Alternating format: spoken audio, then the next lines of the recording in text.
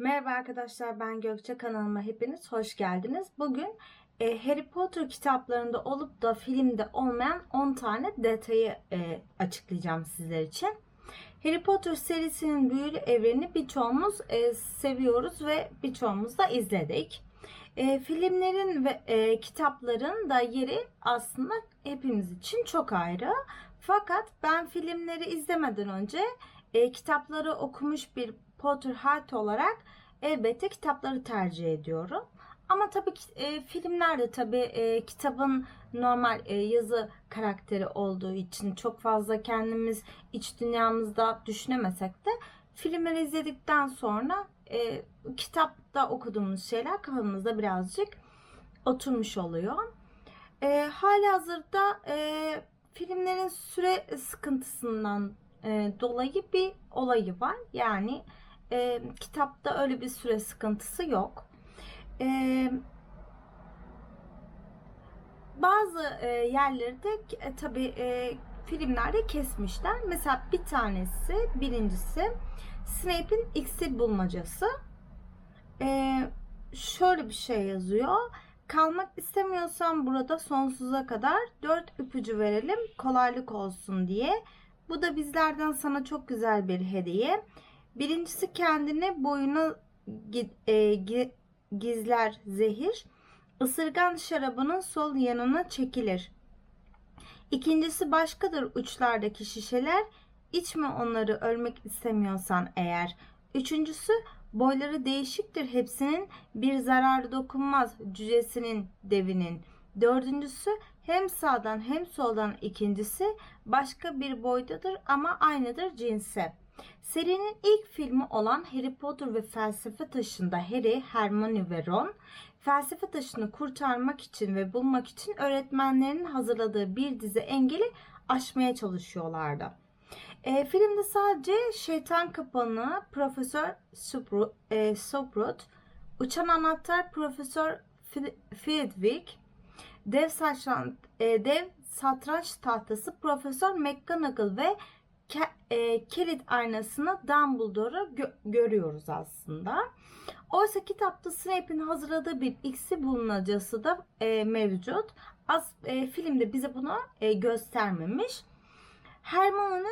Hermione'nin bilgi ve zekasıyla ilerlemek için doğru iksiri bulup Harry'e vermesi filmlerde atlanan bir detaydı bu. Kitaplarda var ama filmlerde bu detay kesinlikle yer verilmemiş. Halbuki çok güzel bir sahne buradan çıkabilirdi. Farklı bir boyut kazanabilirdi film. Sizce nasıl olurdu? Aşağıda yorumlara yazarsanız sevinirim. Bir diğeri Voldemort'un ailesiyle alakalı. Serinin 6. kitabı olan Harry Potter ve Melez Prens'te Dumbledore Voldemort'un geçmişiyle ilgili bulabildiği tüm bilgileri Harry'e gösteriyor. Dumbledore'un titizlikle topladığı anılar sayesinde Voldemort'un aile köklerine dair neredeyse her şeyi öğrenmiş oluyoruz. Bu filmlerde yer verilmeyen fakat serinin gidişatı açısından oldukça önemli bir bölümdü bence. Kitapta Voldemort'un anne tarafından soyu Salazar Slytherin'e ve ölüm yadigarlarının mucidi olan Peevel'e dayanan safkan Gaunt'lardan geldiğini ve babasının ise bir Muggle olan Tom Riddle'ın olduğunu öğreniyoruz. Aslında babası bir Muggle, annesi ise bir safkan. Hikayeye göre Voldemort'un annesi Marpa Gaunt aşık olduğu Tom Riddle'ı muhtemelen bir aşk iksiriyle efsunlayarak kendisine aşık ediyor. Sonraları bu efsunun bir şekilde kalkması ile, yani dağılması ile baba Tom Riddle Marapa'yı terk ediyor ve gidiyor. Hatta ölümü de oğlunun elinden oluyor. Voldemort'un gerçek adı Tom Marvolo Riddle. Babasının ve büyük babasının ismini taşıyor. Kendisine Lord Voldemort ismini seçmesinin temelinde annesinin veya kendisini terk eden Muggle babası Tom Riddle'ın ismini taşımak istememesi aslında. Voldemort'un sevgiyi anlamamasının ve hissedememesinin sahte bir aşk efsunu altında dünyaya gelmiş olmasına dayandıran bir teori de var aslında. Sahte bir aşktan Tom Riddle doğuyor. Bunun da aslında hani kimseyi sevmemesinin nedenlerinden bir tanesi de bu. Kitapta oldukça detaylı okuduğumuz bu hikaye maalesef ki aslında filme yer vermiyor yönetmenler. Aslında bence kitaptaki şeyi direkt filme uyarlamaları lazımdı. Bence hani daha değişik bir hava olurdu. İzleyiciler hani bu adam niye kimseyi sevmiyor? Hani niye böyle bu şekilde diye sormazlardı kendilerine. Daha açık bir şekilde olurdu diye düşünüyorum. Bu durum bir de Lord Voldemort'un serinin 2. kitabında Sırlar Odası'nı nasıl açtığını da anlamamızı sağlıyor aslında. Bildiğiniz üzere Sırlar Odası'nı açan kişi Slytherin'in varisi olarak adlandırılıyor. Bir diğer şey ise Neville Longbottom'un seçilmiş kişi olma ihtimali aslında var. Serinin 5. kitabı olan Harry Potter ve Zümrüdü Anka Yoldaşı'nın sonunda bütün sene kendisini görmezden gelen Dumbledore'a öfke kusan bir Harry okuyoruz aslında. Bu seneden sonra Dumbledore Harry'e Voldemort ile kendisi arasındaki bağın en başta nasıl kurulduğunu, Voldemort'un neden henüz bir bebekken Harry'yi öldürmeye çalıştığını aslında açıklıyor, anlatıyor. Kitapta bu konuşma sırasında Dumbledore Harry'ye bir kehanetten bahsediyor. Profesör Trelawney'nin bir kehanet Voldemort'a 3 defa karşı çıkmış bir anne babadan Temmuz ayında doğacak bir çocuğun Voldemort'un denge olacağını ve onu yok etme ihtimali olan tek kişi olacağını vaat ediyor. Harry Dumbledore'a kehanetin gerçekten kendisini mi kastettiğini sorduğunda ise şok edici bir gerçekle karşılaşıyor. Kehanetin şartlarını sağlayan bir çocuk daha var. O da Neville Longbottom. Ancak Lord Voldemort'un sadece kendisinin bildiği sebeplerden ötürü bu iki çocuktan bir tanesini seçiyor. O da Harry'yi seçiyor. Filmlerde ise bu detayı görmüyoruz. Bu detay sadece kitaplarda yazıyor. Filmde kaldırılmış bu detay. Bir diğer şey ise Rita Skeeter'ın bir animagus olması. Rita Skeeter sivri tüylü kalemi nice söret balonunu patlatmış olan 43 yaşında çekici sarışın bir gazeteci aslında. Harry Potter ve Ateş Kadehi kitabında tanıma fırsatı bulduğumuz gazeteci Rita Skeeter kitap boyunca hem Harry'nin hem de Hermione'nin başına epey bela açıyor. Yazdıkları yüzünden epey düşman edilip alaylara maruz kalan Hermione Rita'yı kafaya takmaya başlıyor. Harry hakkında yazdıklarından sonra Rita'nın okul arazisine girmesi Dumbledore tarafından yasaklanıyor. Fakat Rita bir şekilde özel konuşmalardan haberdar olup bunları gelecek postasındaki köşesine yazmaya başlıyor. Üstüne üstlük Hagrid'in de başını belaya dert açıyor ki yazdıklarıyla. Kitabın sonlarında Hermione Rita Skeeter'ın bir animagus yani hayvan formuna dönüştürülen büyücü olduğunu keşfediyor. Meğer favori sarışın bir böceğe dönüşerek tüm okulu dolaşıp bilgi toplamaya başlıyormuş. Filmde es geçilen aslında değişik bir detay bu ama bence bunu da koymaları lazımdı. Bir diğer detay evcini Winky. Eğer kitapları okumadıysanız Harry Potter filminin serisinin kitaplarını Winky ile hiç tanışmadığınızı düşünüyorum. Çünkü Winky serinin 4. kitabında epey önemli bir karakter. Mr. Crouch'un evcini olan Winky, Quidditch Dünya Kupası'nda karanlık işaretin altında elinde karanlık işareti yapan asa ile yakalanınca Mr. Crouch tarafından azat ediliyor ve Dobby ile birlikte Hogwarts'ta çalışmaya başlıyor. Kitabın sonlarında öğrendiğimiz üzere Mr. Crouch ölüm yiyen olmakla suçlanan oğlunun eşinin ısrarı üzerine Azkaban'a gönderiliyor.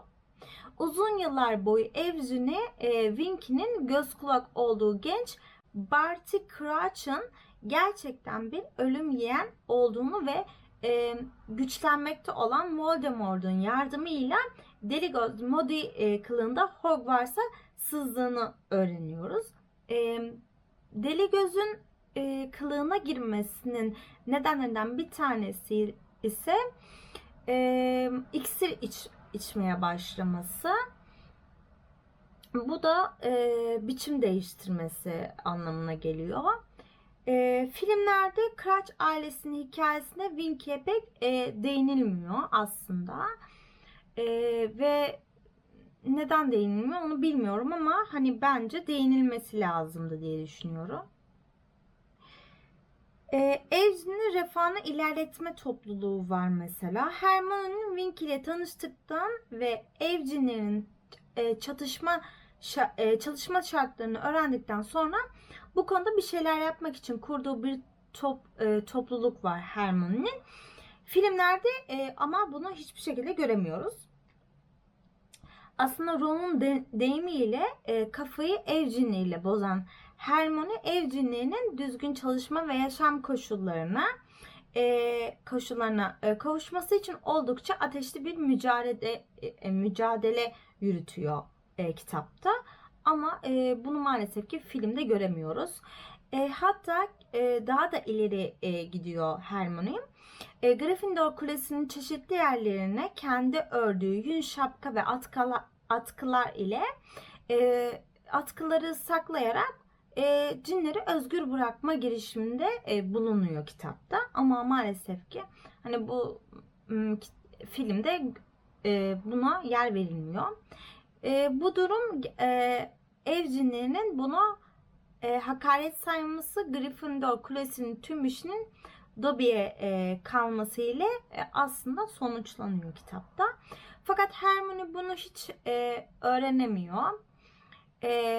Şahsen hani ben filmlerde Hermione'nin erit rozeti ile çıka gelmesini ve olayı Harry ve Ron'a açıklamaya başladığını, Ron'un suratını alacağı hali aslında görmek isterdim. Bir diğer detay Tonks ve Draco'nun aslında kuzen olması. Sirius'un dediği gibi bütün safkan büyücü aileleri birbirleriyle akraba. Filmlerde hani üstüne durulmasa da Sirius'un Bellatrix ve Draco'nun annesi Narcissia ile kuzen olduğunu aslında biz biliyoruz. Bilmediğimiz şey ise aslında Bellatrix ve Narcissa'nın bir kız kardeşi daha oldu. Andromeda aile geleneklerini hiçe sayarak bir Muggle doğumlu büyücü ile evlendiği için aileden aforoz ediliyor. Ailesinden sonsuza dek silinen Andromeda kendisine onlardan uzakta bir yerde bir aile kuruyor. Hepimizin sevdiği Nimpoda Tonks da Andromeda'nın tek kız çocuğu. Bu da Draco ile Tonks'un birinci derecede kuzen yapıyor. Ginny Weasley'nin gerçek bir dişi aslan olduğunu öğreniyoruz aslında. Kitapta Ginny ile filmlerdeki Ginny'yi karşılaştırırsak filmlerde gerçek Ginny Weasley'nin %10'u dahi görmediğimizi söyleyebiliriz aslında. Hani %10 bile etmez. Kitaplarda özellikle 4. kitap ve devamında Ginny oldukça kendisinden söz ettiren birisi aslında. Kitaplarda yetenekli, harika bir Quidditch oyuncusu. Popüler ve hayat dolu biri olarak tasvir ediliyor ve bize karşımıza çıkıyor. Filmlerde ise aslında baktığımızda Ginny sessiz, sakin bir karakter. Böyle kendi halinde bir karakter olarak izlemiş bulunuyoruz. Görüp göreceğimiz en ciddi karakterlerden birisi aslında Ginny filmlerde. Espri, cesaretli, küstahlı ve ışıltısı Ginny adeta yeni bir Lenny Evans rolünü aslında alıyor. Bu renkli karakteri filmlerde aslında biz yeterince görmemiş olmamız birazcık üzücü. Keşke buna birazcık değinselerdi diyorum. Başbakanlardan birisi Harry Potter ve Melez Prens kitabının açılışında Sihir Bakanı Muggle Başbakan'ın odasına konuk oluyor. Film bu şekilde başlıyor. Böylece Sihir Bakanlarının Muggle Başbakanları ile düzenli bir iletişimde bulunduklarını aslında biz görmüş oluyoruz. Aslında şahsen burası okumaktan çok hani böyle birazcık da keyif aldığım bir bölümdü benim. Muggle Başbakan'ın Sihir Bakanı ile ilk tanışmanın etabında her karşılaşmalarında büyü dünyası ile ilgili yeni bir şeyler öğrenerek şoktan şoka sürüklenmesi. Aslında bu da değişik bir detay. Ama bunu filmlerde görebilseydik birazcık daha iyi olurdu. Bu detay da filmlere yansımamız maalesef ki. Voldemort ile Harry'nin uzaktan akraba olduğu gerçeği. Kitapta bu yazıyor ama filmde böyle bir şey yok. Bu detay kitaplarda açıkça bizlere aslında belirtilmiş.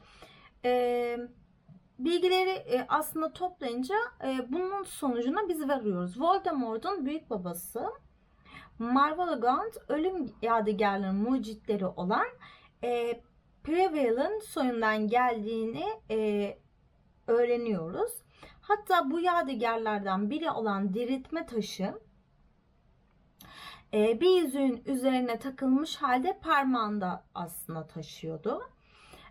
Fakat ne olduğunu bilmiyordu. Hani diriltme taşı mı değil mi ne olduğunu bilmiyordu ama yüzüğü taşıyordu.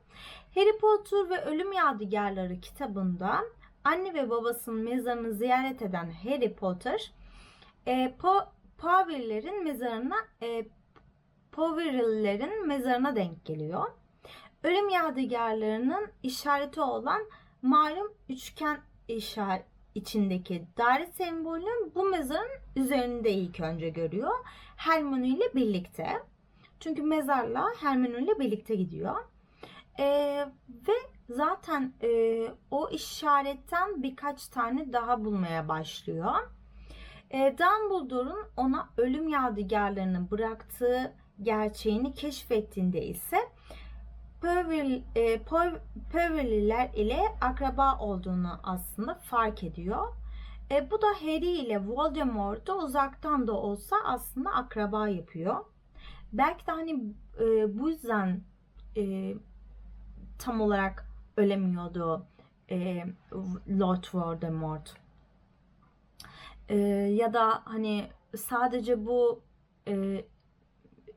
içerisindeki işte ruhunu birkaç parçaya bölmesinden ziyade bence en büyük gerçeklerden bir tanesi de buydu diye düşünüyorum. Kanalıma abone olup videolarımı beğenip beni desteklerseniz sevinirim. Şimdiden herkese teşekkürler.